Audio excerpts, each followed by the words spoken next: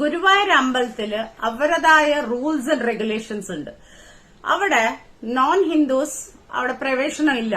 പിന്നെ ഹിന്ദുക്കൾക്ക് തന്നെ അവരുടേതായ ഡ്രസ് കോഡ് ഉണ്ട്.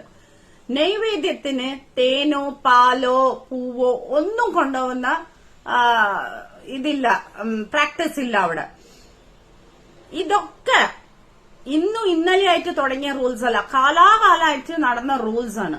ആ റൂൾസിനെ ബ്രേക്ക് കഴിഞ്ഞിട്ട് ഒരു വീഡിയോ കണ്ട് ജിസ്ന സലീം എന്ന് പറഞ്ഞ ഒരു മുസ്ലിം സ്ത്രീ അവിടെ നിന്ന് എല്ലാ ആൾക്കാരും പാൽപായസം കൊണ്ടുവരെങ്കിൽ ഞാൻ അങ്ങോട്ട് പായസം കൊണ്ടുവന്നു. She's against the rule. പിന്നെ അധിക പ്രസംഗത്തിന്റെ വർത്താനാണ് അവള് പറയുന്നത്.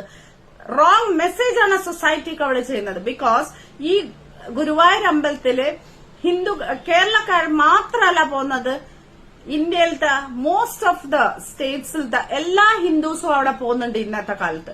അപ്പൊ ഇവിടെ വീഡിയോ കാണുമ്പോ ആൾക്കാർ വേക്കും അങ്ങോട്ട് നമുക്ക് കൊണ്ടുപോകാന്ന് വെച്ചാൽ ദേ ഓൾസോ പ്രിപ്പയർ. അവർ പ്രിപ്പയർ ആയിട്ട് വരും. പിന്നെ അവരത് അക്സെപ്റ്റ് ആയിട്ടില്ല. അവർ വിചാരിക്കും ഓ നമ്മൾ കേരളക്കാരല്ലാത്തോണ്ടായിരിക്കുന്നത്. ഇങ്ങനത്തെ എല്ലാം ഒരു മിസ്ലീഡിംഗ് ആണ് ചെയ്യുന്നത്. കമ്മ്യൂണൽ ഇഷ്യൂസ് വരുന്നുണ്ട്. ബിക്കോസ് അവളെ വീഡിയോന്റെ അടിയിൽ ഞാൻ കമന്റ്സ് വായിച്ചു നോക്കിയപ്പോ അതിൽ മൊത്തം നെഗറ്റീവ് മാത്രമേ ഉള്ളൂ. എത്രയോ ആൾക്കാർ ഇവിടെ പ്രൊവോക്ക് ചെയ്യാന്ന്. ഷീസ് എ ബോൺ മുസ്ലിം. അപ്പൊ ഒന്നിക്കൽ അവള് മുസ്ലിം ആയിട്ട് നിൽക്കട്ടെ, ഇല്ല ഹിന്ദു ആയിട്ട് വരട്ടെ അവള്. അതും ചെയ്യൂല. അങ്ങോട്ടും ഇല്ല ഇങ്ങോട്ടും ഇല്ലാത്ത പോലെയാണ് ഇവള് ചെയ്യുന്നത്. ഒരു തന്തൊക്കെ ജനിച്ച പോലെ ഉണ്ടാവണമെന്നാ പറയുന്നത്. ഇത് അതുമല്ല ഇതുമല്ലാത്ത പോലെ കളിക്കുമ്പോ അങ്ങനെ തന്നെ ഞാൻ പറയാം.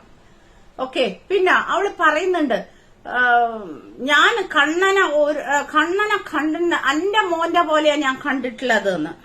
കണ്ണനെ ഒരുപാട് ഇഷ്ടമാണ് പായസം എന്നുള്ളത്.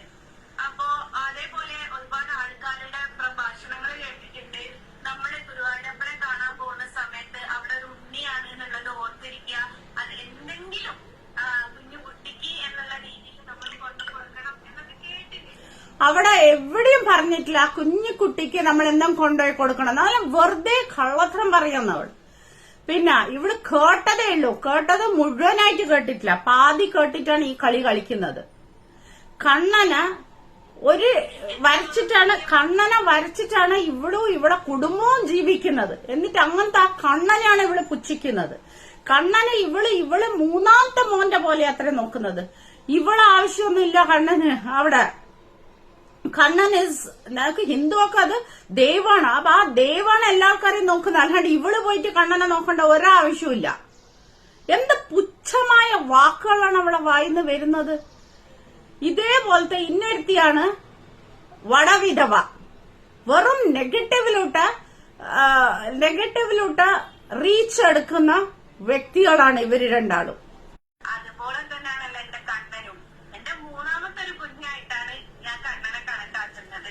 അപ്പൊ ഇത് കൊണ്ടു കൊടുത്തിട്ട് വരാട്ടോ. എത്ര ചീപ്പ് ഫീമെയിൽ പറയുന്നു ഞാൻ എന്റെ മൂന്നാമത്തെ മോന്റെ പോലെ കണ്ണനെ കണ്ണെന്ന് പറയുന്നത് ഹിന്ദുക്കളെ ഒരു പവർഫുൾ ഗോഡ് എന്നാണ് പറയാ.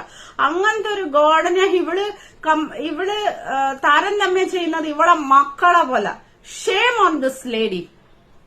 പായസമൊക്കെ എടുത്ത് എന്താ പറയാ നല്ല സന്തോഷത്തോടെ ഗുരുവായൂരേക്ക് യാത്ര തുടങ്ങിട്ടോ. വണ്ടി കയറി ആ വാക്കിലും ആ ഒരു ചിരിയിൽ തന്നെ പുച്ചുണ്ട്. അന്നമേത്തി എന്ത് കേസ് ഇട്ടാലും ഇല്ലേ ഗുരുവായൂർ അവിടുത്തെ ഓർഗനൈസേഷൻ പീപ്പിൾ, ഗുരുവായൂരിലത്തെ എന്താ പറയാ അതോറിറ്റീസ് അവളെ മേത്ത് എന്ത് കേസ് ഇട്ടാലും അവൾക്ക് കോർട്ടിനോട് ഒരു റെസ്പെക്ട് ഇല്ല.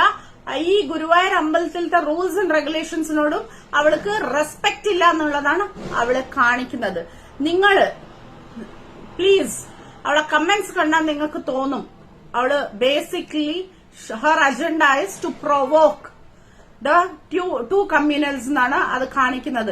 അതുകൊണ്ട് നിങ്ങൾ അവളെ മേത്ത് ആക്ഷൻ എടുത്തേ പറ്റുള്ളൂ. ഇതാണ് എന്റെ ഒരു റിക്വസ്റ്റ്.